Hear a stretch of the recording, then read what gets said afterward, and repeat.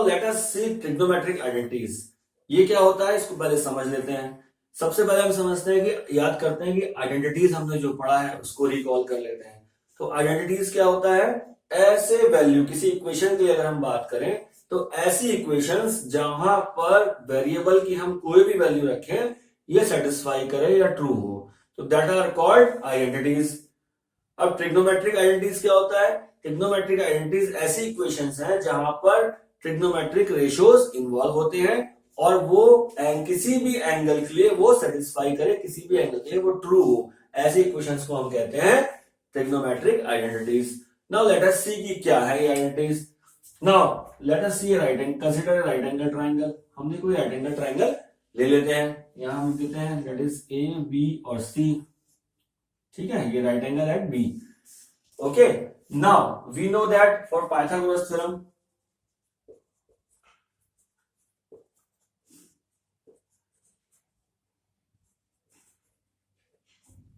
क्या होगा, A C square is equal to A B square plus B C square. ये true है for Pythagoras theorem, ये तो हमारे लिए हमेशा ट्रू रहेगा।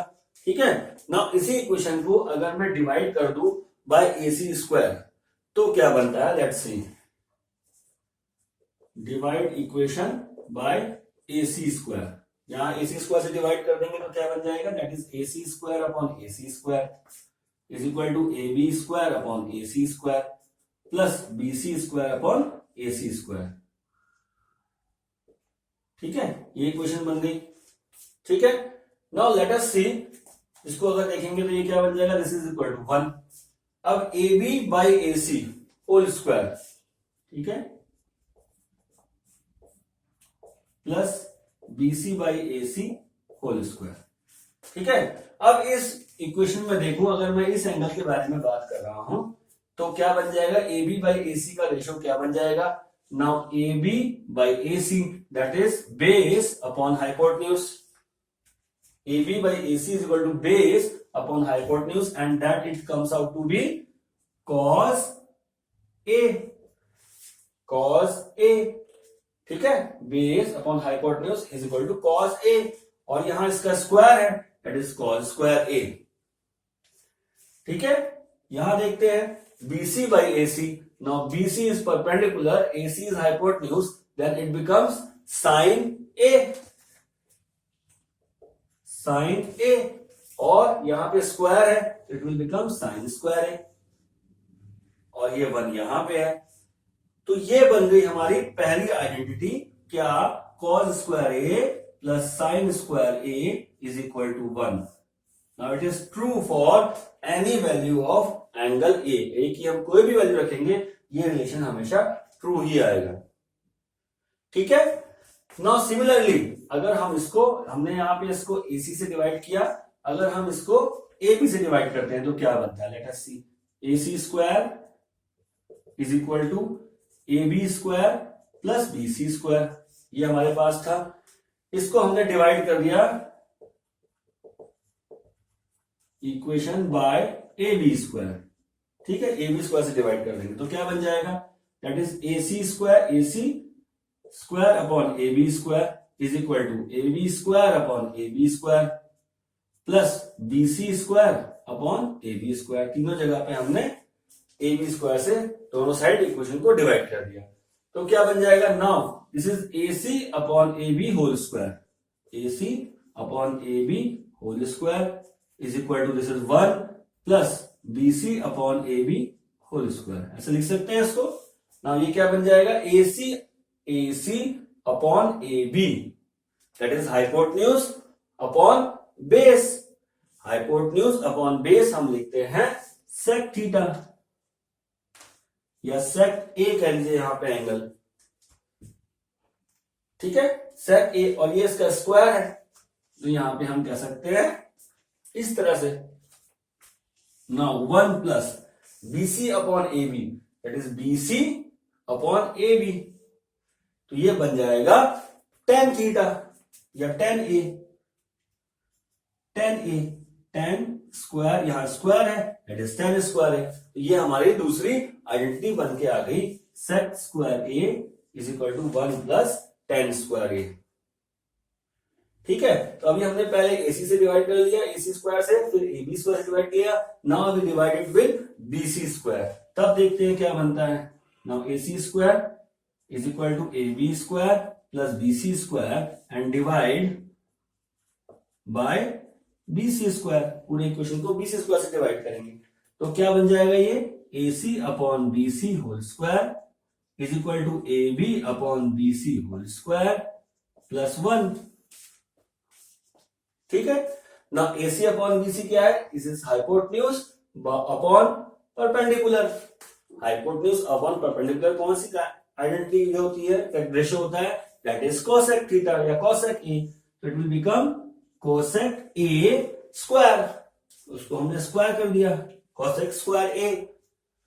Similarly is equal to AB upon BC, AB upon BC is equal to cot square A and plus 1। तो ये हमारी बन गई तीसरी आइडेंटिटी।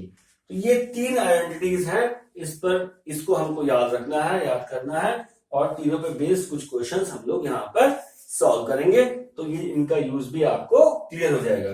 क्या आइडेंटिटीज हो गई, cos square A plus sine square is equal to 1, एक पहली identity, sec square is equal to 1 plus tan square A दूसरी, and cosec square A is equal to cot square A plus 1। ये तीनों identities को हमको बहुत अच्छे से याद कर लेना है। Now we have read about the identities, trigonometrical identities. What are they, cos square A plus sin square is equal to 1, 1 plus tan square A is equal to sec square A, and 1 plus cot square A is equal to cosec square A. ये 3 identities हमने पढ़ ली हैं। अब देखते हैं इनका use कैसे करते हैं और कहां पे इनका यूज आएगा।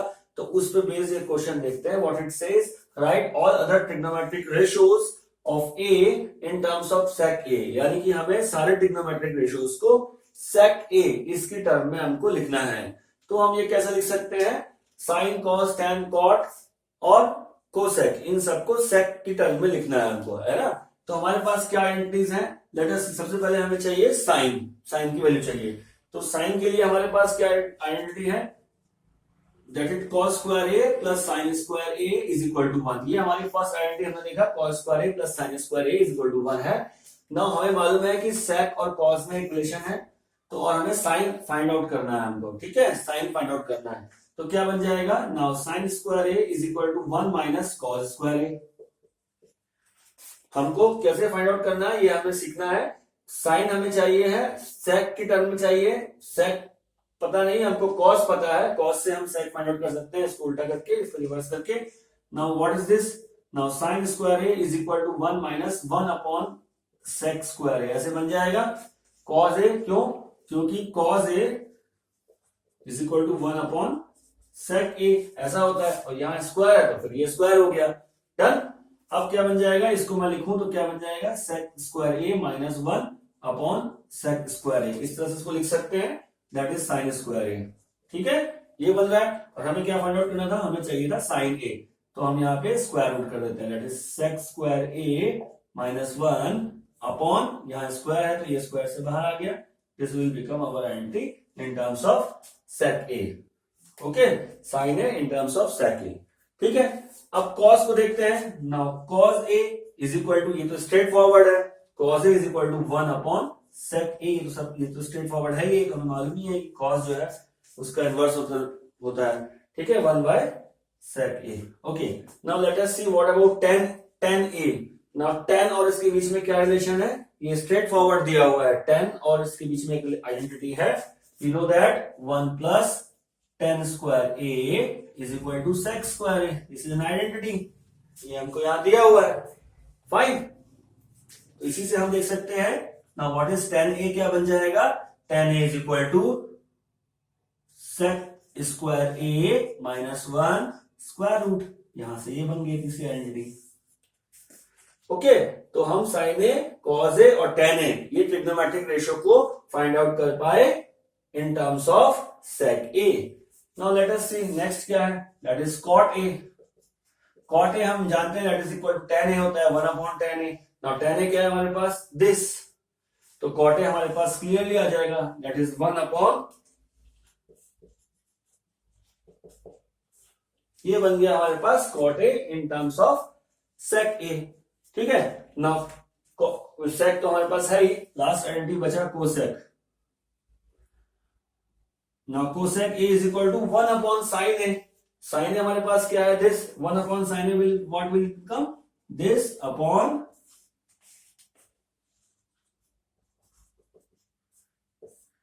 ये हम यहां से फाइंड आउट कर सकते हैं। ओके, इस तरह से ये फाइंड आउट करने के लिए या इस रिलेशंस को हम लोग यूज करते हैं।